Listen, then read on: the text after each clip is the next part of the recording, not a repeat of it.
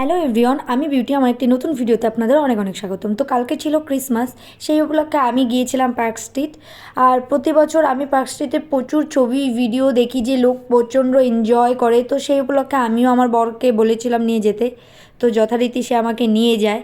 কিন্তু নিয়ে গেলে কী হবে, আমার মুখটা দেখে বুঝতেই পারছো আমি খুব একটা খুশি নই।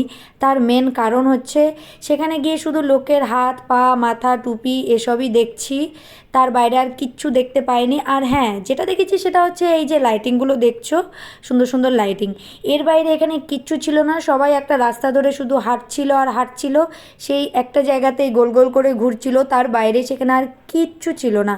তো অবশেষে আমার মনটা ভীষণই খারাপ হয়ে যায় যে কেন আসলাম, শুধু এই লাইট দেখার জন্য। নিশ্চয়ই আসাটা আমার মনে হয় ঠিক হয়নি। তো যাই হোক, জানি না পার্ক স্ট্রিটে কার কী অভিজ্ঞতা আছে, কিন্তু আমার অভিজ্ঞতা খুবই খারাপ। যদি ভিডিওটি ভালো লাগে অবশ্যই লাইক করো, কমেন্ট করো, শেয়ার করো।